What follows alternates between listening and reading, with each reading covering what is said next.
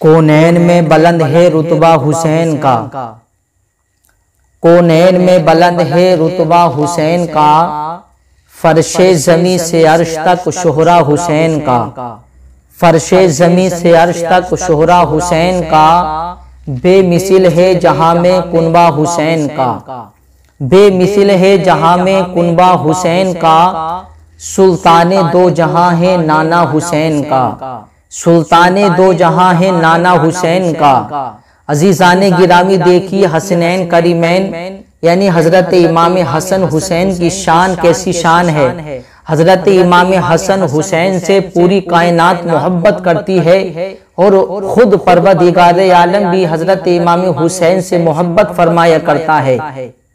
इसलिए हजरत इमाम हसन हुसैन अहले बैत से मोहब्बत करने के लिए अल्लाह रब्बुल इज्जत ने कुरान के अंदर भी इरशाद फरमाया है। कुरान के अंदर अल्लाह रब्बुल इज्जत इरशाद फरमाता है, कुल ला अस्अलुकुम अलैहि अजरन इल्लल मवद्दत फिल कुर्बा। अल्लाह रब्बुल इज्जत ने इरशाद फरमाया है, ऐ मेरे महबूब आप अपने उम्मतियों में ये ऐलान कर दीजिए, ऐ मेरे महबूब आप अपने उम्मतियों में ये कह दीजिए, आप अपने उम्मतियों में ये ऐलान कर दीजिए, ऐ मेरे उम्मतियों सुनो, मेरे सदक़े में तुम्हें दुनिया की हर चीज मिली है, मेरे सदक़े में तुम्हें जान मिली, मेरे सदक़े में माल मिला, मेरे सदक़े में घर मिला, मेरे सदक़े में औलाद मिली, मेरे सदक़े में ज़र मिला, माल मिला, घर मिला, औलाद मिली। मेरे सदक़े में अल्लाह ने तुम्हें हर चीज से नवाजा है, मेरे सदक़े में अल्लाह रब्बुल इज्जत ने तुम्हें हर चीज मिली है। बल्कि नबी करीम ने तो यहाँ तक इरशाद फरमाया, मेरे सदक़े में रमजान मिला तो मेरे सदक़े में कुरान मिला तो मेरे सदक़े में अरे रहमान मिला, यानी परवरदिगार आलम भी मिला तो नबी के सदक़े में मिला है। इसलिए नबी करीम अपने उम्मतियों से ये कह रहे हैं, मेरे उम्मतियों सुनो, मेरे सदक़े में तुम्हें हर चीज मिली है, मेरे सदक़े में अल्लाह ने तुम्हें हर चीज दी है, लेकिन सुनो मैं तुमसे उस पर कोई मुआवजा तलब नहीं कर रहा हूं। मेरे सदक़े में अल्लाह ने तुम्हें हर चीज से नवाजा है, लेकिन मैं तुमसे उसका कोई बदला तलब नहीं कर रहा हूं, मैं तुमसे उस पर कोई उजरत तलब नहीं कर रहा हूं, मैं तुमसे उस पर कोई मुआवजा तलब नहीं कर रहा हूं, क्योंकि मैं दुनिया में तुमसे लेने नहीं, मैं तो दुनिया में तुम्हें अता करने आया हूं। क्योंकि अल्लाह रब्बुल इज्जत ने तो मुझे अता करने वाला बना करके भेजा है, लेने वाला नहीं बल्कि देने वाला बना करके भेजा है। और वाकई में मेरे अजीजों, मेरे नबी करीम लेने नहीं बल्कि अपने उम्मतियों को, अपने मानने वालों को देने आए हैं, अता करने आए हैं। इसलिए नबी करीम इरशाद फरमाते, मेरे उम्मतियों सुनो, मुझे तुम्हारे मालों की जरूरत नहीं है, मुझे तुम्हारे पैसे की जरूरत नहीं है, मुझे तुम्हारी दौलत की जरूरत नहीं है, क्योंकि अल्लाह ने तो मुझे दुनिया में मालिक व मुख्तार बना करके भेजा है। अल्लाह रब्बुल इज्जत ने मुझे मालिक व मुख्तार बना करके भेजा है, मुझे तुम्हारे खजानों की, मालों की जरूरत नहीं है। इसलिए तो आला हज़रत फरमाते हैं, खालिके कुल ने आपको मालिके कुल बना दिया, खालिके कुल ने आपको मालिके कुल बना दिया, दोनों जहां है आपके कब्जे व इख्तियार में। तो मेरे अजीजों, मेरे नबी को तो अल्लाह रब्बुल इज्जत ने मालिको मुख्तार बना करके भेजा है, पूरी कायनात उनके कब्जे में अल्लाह ने इतनी ताकत दी है। और मेरे नबी करीम को उम्मतियों के खजानों की, मालों की जरूरत नहीं है। और मेरे नबी की शान तो ये अल्लाह खुद कुरान में फरमा रहा है, इन्ना आतैना कल कौसर, ऐ महबूब बेशक हमने आपको खैर कसीर अता फरमा दिया है, ऐ महबूब हमने आपको खैर कसीर अता फरमा दिया, हमने आपको दुनिया के तमाम खजानों की चाबियों का मालिक बना दिया है। ऐ महबूब ववजदका आइलन फागना, ऐ महबूब हमने आपको जब हाजतमंद पाया तो गनी कर दिया। तो मेरे अजीजों देखो, अल्लाह रब्बुल इज्जत ने नबी को तो मालिक व मुख्तार बना दिया है।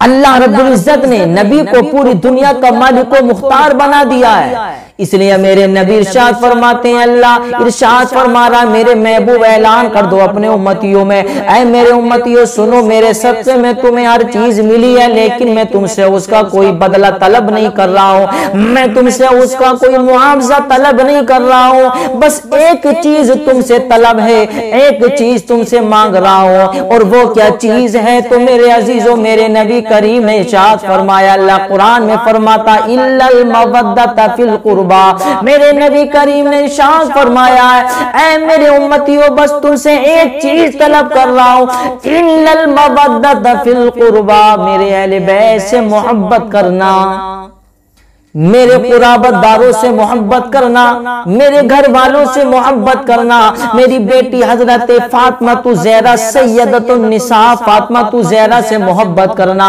मेरे नवासे हसन हुसैन से मोहब्बत करना, हजरत अली से मोहब्बत करना, मेरे घर वालों से मोहब्बत करना, मेरे अहले बैत से मोहब्बत करना, ये चीज तुमसे तलब कर रहा हूँ, ये चीज तुमसे मांग रहा हूँ। मेरे अजीजों देखो, अल्लाह ने नबी के सदके में हर चीज हमें दी है, लेकिन नबी करीम ने इरशाद फरमाया कि मैं तुमसे उसका कोई बदला तलब नहीं कर रहा हूं, बस एक चीज तुमसे मांग रहा हूं, मेरे अहले बैत से मोहब्बत करना, मेरे अहले बैत से प्यार करना। जब मेरे अहले बैत से प्यार करोगे तो इसमें तुम्हारा ही फायदा है। वाकई में मेरे अजीजों, जो अहले बैत से मोहब्बत करता है उसमें उसका खुद का फायदा है। मेरे नबी करीम ने इरशाद फरमाया, जब मेरे अहले बैत से मोहब्बत करोगे, मेरे अहले बैत से प्यार करोगे, तो इसमें तुम्हारा ही फायदा है, और तुम्हारा फायदा ऐसा फायदा है, जब तुम मेरे अहले बैत से मोहब्बत करोगे तो अल्लाह रब्बुल इज्जत की बारगाह से तुम्हें वो इनाम मिलेगा, अल्लाह रब्बुल इज्जत की बारगाह से तुम्हें ऐसा इनाम मिलेगा। और वो इनाम क्या मिलेगा? तो फरमाया जाता है, वमम्मा ताला उब्बी आली मुहम्मदिन सल्लल्लाहु अलैहि वसल्लम माता मोमिनन। अरे अहले बैत से मोहब्बत करने वालों सुनो, अहले बैत से प्यार करने वालों सुनो, नबी के घर वालों से मोहब्बत करने वालों सुनो, हजरत इमाम हसन हुसैन से मोहब्बत करने वालों सुनो। देखो अल्लाह की बारगाह से कितना बड़ा इनाम मिल रहा है। अल्लाह रब्बुल इज्जत की बारगाह से कैसे कैसे इनाम से नवाजा जा रहा है अहले बैत से मोहब्बत करने वालों के लिए। फरमाया जाता कि जो अहले बैत से मोहब्बत करता हुआ मरेगा, अहले बैत से मोहब्बत करता हुआ दुनिया से जाएगा, जब दुनिया से जाएगा तो मोमिन होकर के जाएगा, दुनिया से जाएगा तो मोमिन होकर के जाएगा। कितना बड़ा इनाम है। इंसान पूरी जिंदगी इबादत करता रहे, लेकिन कोई गारंटी नहीं है खात्मा ईमान पर हो या ना हो। कोई गारंटी से नहीं कह सकता कि खात्मा ईमान पर हो या ना हो। हाँ, अल्लाह की जात का यकीन है, अल्लाह से दुआ करना चाहिए, अल्लाह हमारा खात्मा ईमान पर नसीब फरमा। लेकिन मेरे अजीजों, कोई गारंटी से नहीं कह सकता कि हमारा खात्मा ईमान पर होगा। अल्लाह रब्बुल इज्जत हमें ईमान की हालत पर मौत अता फरमाए, कोई गारंटी से नहीं कह सकता। हाँ, अल्लाह की जात पे हमें यकीन है कि अल्लाह हमारा खात्मा ईमान पर नसीब फरमाएगा। लेकिन मेरे अजीजों, अहले बैत से मोहब्बत करने वालों के लिए ये इनाम है कि अहले बैत से मोहब्बत करने वालों के लिए ये अल्लाह की बारगाह से इनाम मिल रहा है कि अहले बैत से मोहब्बत करते हुए जब जाओगे तो मोमिन होकर ही जाओगे। कितना बड़ा इनाम है। इंसान पूरी जिंदगी इबादत करता रहे, लेकिन खात्मा ईमान पर ना हो तो सारी इबादतें बेकार हैं, सारी रियाजतें बेकार हैं, सारी नेकियां बेकार हैं। जब तक खात्मा ईमान पर नहीं है तो सारी इबादतें रियाजतें बेकार हैं हो। और अगर खात्मा ईमान पर है तो मेरे अजीजों समझ लीजिए उसकी दुनिया भी कामयाब है, उसकी आखिरत भी कामयाब है। इसलिए फरमाया कि अहले बैत से मोहब्बत करोगे तो नबी करीम ने इरशाद फरमाया, अहले बैत से मोहब्बत करोगे तो अल्लाह की बारगाह से ये इनाम मिलेगा कि जब दुनिया से जाओगे तो मोमिन होकर जाओगे।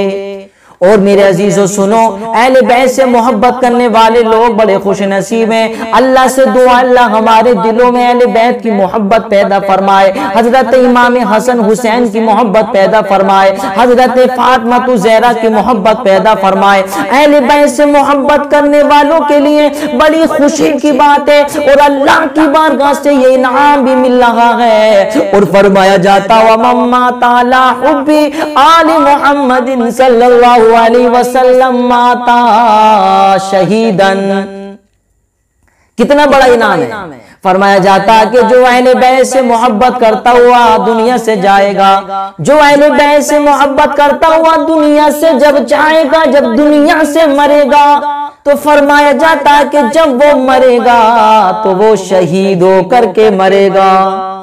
अल्लाह उसे शहादत का मर्तबा अता फरमाएगा, अल्लाह उसे शहादत की मौत अता फरमाएगा। तो मेरे अजीजों देखो कितना बड़ा इनाम है। शहादत ऐसे नहीं हासिल होती है मेरे अजीजों, सब कुछ कुर्बान करने के बाद तब जाकर के शहादत का मर्तबा हासिल होता है। देखो हजरत इमाम हुसैन ने हर चीज कुर्बान की है, अपनी जान माल औलाद हर चीज कुर्बान की है, तब जाकर के शहादत का मर्तबा हासिल हुआ है। तो मेरे अजीजों शहादत का मर्तबा हासिल करने के लिए बड़ी मेहनतें करनी पड़ती हैं, बड़ी जिद्दोजहद करनी पड़ती है, अल्लाह की बारगाह में सब्र करना पड़ता है, तब जाकर के शहादत का मर्तबा हासिल होता है। लेकिन मेरे अजीजों अहले बैत से मोहब्बत करने वाले बड़े खुश नसीब हैं। अहले बैत से मोहब्बत करने वाले लोग बड़े खुश नसीब हैं। उनके लिए फरमाया गया है कि जो अहले बैत से मोहब्बत करता हुआ जब दुनिया से जाएगा तो वो शहीद होकर के जाएगा।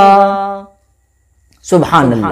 ये अहले बैत से मोहब्बत करने की बरकतें हैं, ये अहले बैत से मोहब्बत करने की बरकतें हैं। वाकई में जो अहले बैत से मोहब्बत करता है उससे दुनिया में कामयाबी और कमरानी हासिल होती है। और मेरे अजीजों देखो, अब जो अहले बैत से बुग़्ज़ रखते हैं, जो अहले बैत से दुश्मनी रखते हैं, जो अहले बैत से दुश्मनी रखते हैं, तो उनके लिए क्या फरमाया जाता है, व मम्मा ताला बुग़्ज़ी आली मुहम्मदिन सल्लल्लाहु अलैहि वसल्लम माता काफिरन अल्लाहु अकबर। फरमाया जाता कि जो अहले बैत से दुश्मनी करता हुआ मरेगा, जो अहले बैत से बुग़्ज़ करता हुआ मरेगा, जो अहले बैत से दुश्मनी करता हुआ मरेगा, उसके लिए फरमाया जाता है कि जब वो दुनिया से मरेगा तो अल्लाहु अकबर वो काफिर होकर के मरेगा।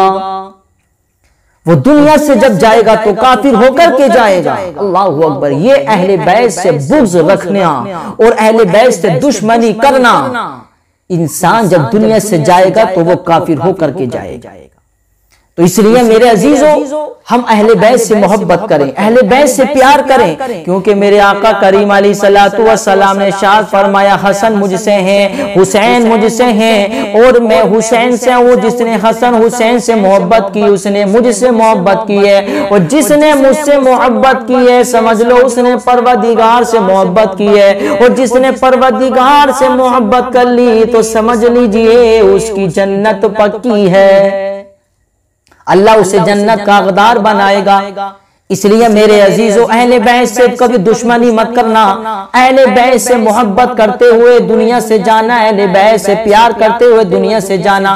अब जो लोग अहले बैत से दुश्मनी रखते हैं और यजीद पलीद को अमीरुल मोमिनीन कहते हैं, माज़अल्लाह हज़रत इमाम हुसैन को बागी कहते हैं, वो अपने ठिकाने के बारे में सोचें कि उनका ठिकाना क्या होगा, वो जब वो दुनिया से जाएंगे तो कैसे हाल में जाएंगे।